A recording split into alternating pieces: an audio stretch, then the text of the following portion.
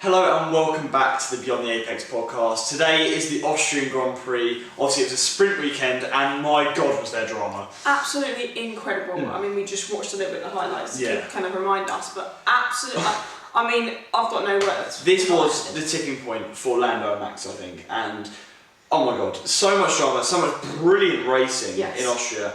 But firstly, obviously, we'll quickly mention the sprint. Obviously, Max took pole and Lando did get into the lead. Obviously, Max dive bombed him and then won the sprint. But that kind of set the scene for the incredible Austrian Grand Prix that we had. So firstly, I think we should just talk about the incident because obviously it shaped everything. It was coming for a couple laps. I think so. I mean, they were battling so hard. Lando kept trying to dive, you know, to make that move. And Max, like you just said, actually was moving under braking and doing what he's kind of done in the past or known to do in the past. And I mean, even Lando said on the radio, didn't he? You know, he's moving under braking, that's dangerous, we're going to have a big crash. What happened in a few laps? They had a big crash. Yeah, and I really think that Max kind of reverted back to his kind of petulant Max in this race because he was finally being challenged. Yes. For the first time in a while, he was finally being challenged. He kind of went back to, damn, I need to win this. And went back to moving under braking, which obviously it was illegalised because of Max in around 2018, I think, after the Baku incident. And that's what happened on lap 65. Lando went down the outside, Max moved under braking and eventually went into him and caused them both punctures, caused them both damage. Obviously Max managed to get back in P5, Lando was out of the race. But what was your opinion on that? Because I really think that obviously Max got penalised 10 seconds. It was really hard racing, however, I do think it was a little bit over the line. The racing?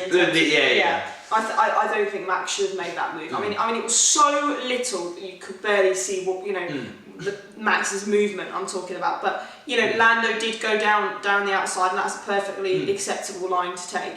And I do think Max just slightly, it's clear as day he moved over. But I think, you shouldn't do that. No. And I think obviously we had news after the race that Max and Lando did talk it out. And I think Max isn't going to do that anymore.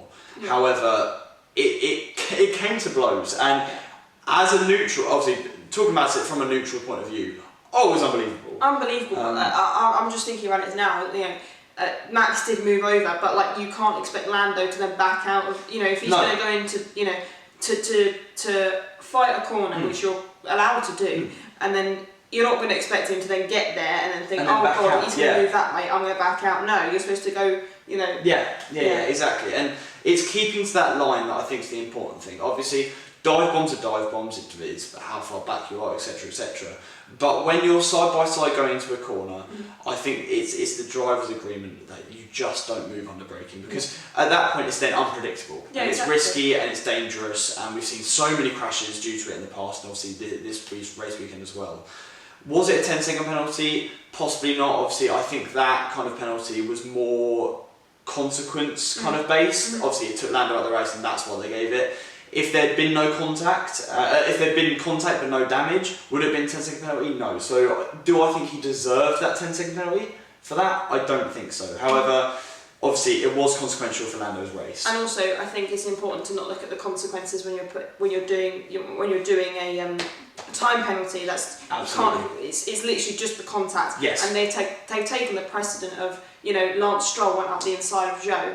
He got Alonso. Yeah. Sorry, I was thinking about Alonso. Oh my god, Alonso went up. Normally it's Stroll. Normally, and he got 10 seconds for that, and that is causing a collision, even though it's it is consequential, but it's causing a collision at the end of the day, and that's what Max has done. So they had to kind of. They had, absolutely. But I mean, now we're talking about this, let's speak about Red Bull. Obviously, they had kind of equal fastest car with McLaren this race weekend. They took advantage of it. Obviously, Max got 2 poles. But overall, they did lose points from Mercedes, which they will not be happy about. Exactly, and I think I said to you before we even started filming the podcast, it was damage limitation. Absolutely. He was basically taken out with that puncture. So to still end up with P5 is not too bad. And I really don't think they're thinking about the drivers. Obviously, I think Max has got the drivers under control because he does just have that ability to get points. However, as you said, it was damage limitation sending Max back out in P5 because they are worried about the constructors because of Checo's performance. And we saw it again this weekend.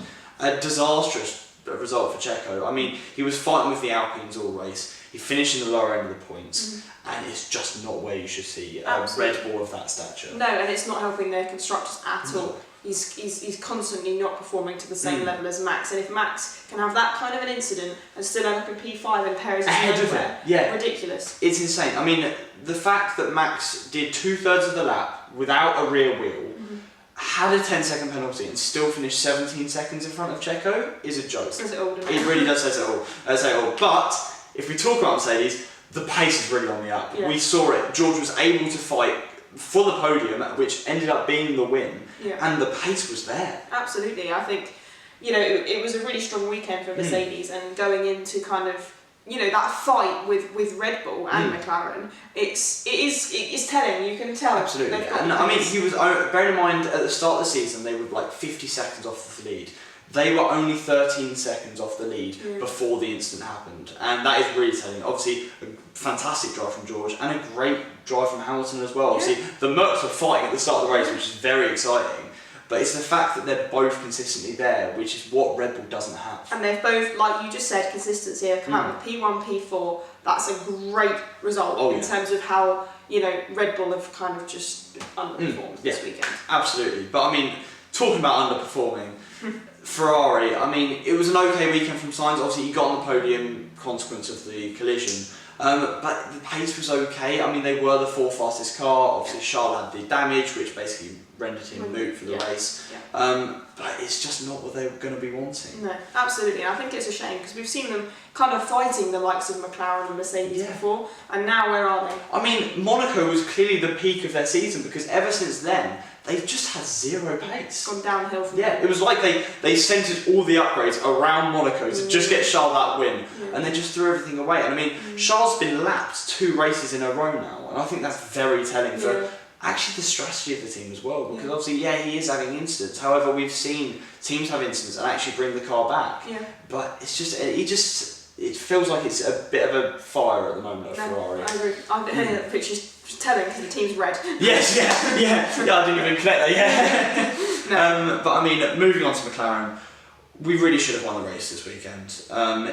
We did have the quicker car at the end of the race, especially on the hards, and conserving the tyres. That's what the McLaren's kind of positive nature is this season. We can conserve the tyres and can fight back at the end of the stint. And it is a shame for the puncher. However, Piastri is showing that we finally have a second driver there that can actually fight. And getting there in P2, kind of 1.9 seconds off of George, it's showing that we are kind of there to make a difference still. Absolutely, and that fight with Sainz. Oh my god, it was incredible. Some of Piastri's moves this race, I think it was around the outside of Checo, I want to say, and then Sainz at the end of the race as well. Yeah.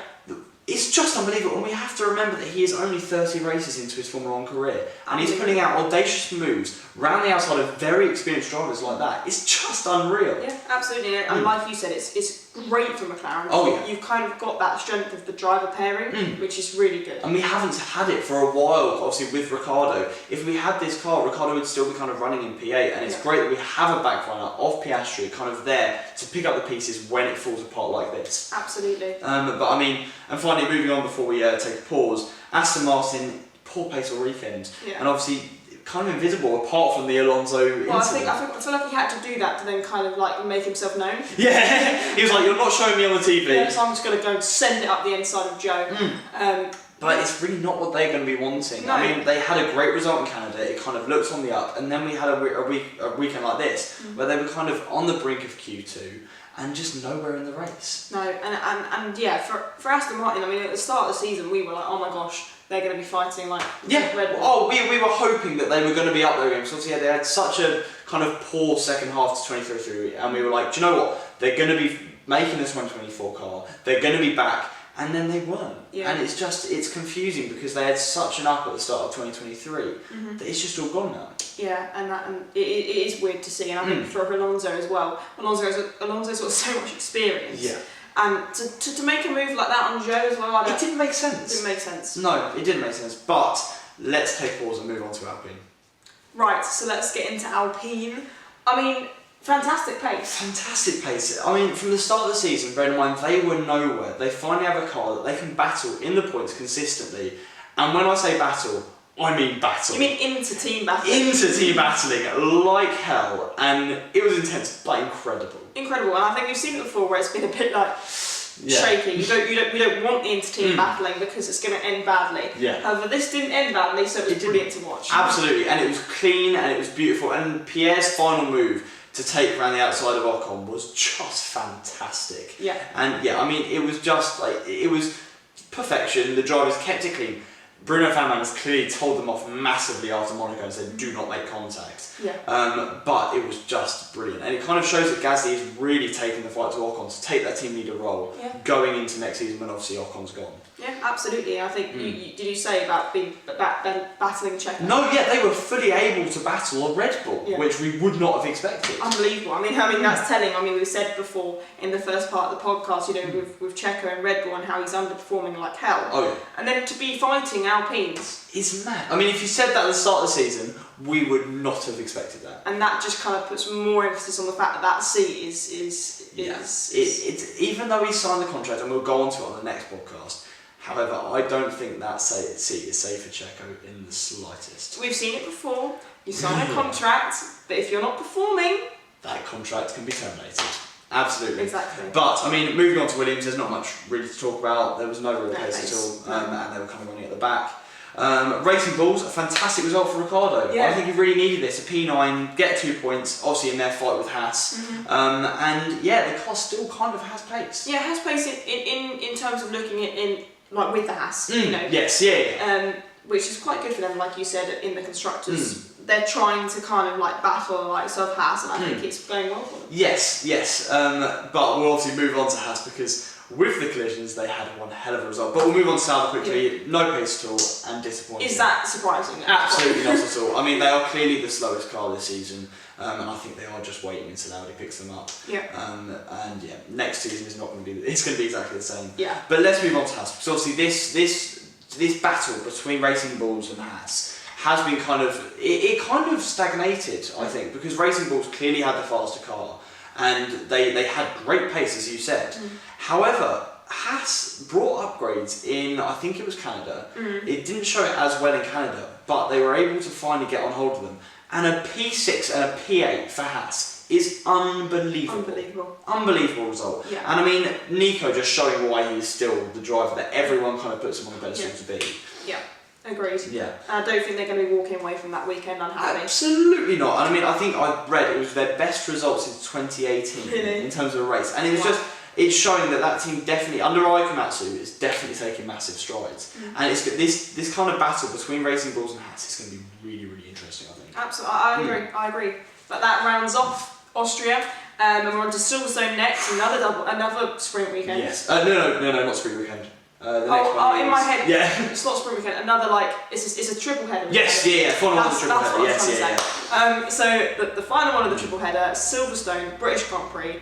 Really excited for that. So let's get into it. We'll see you next time.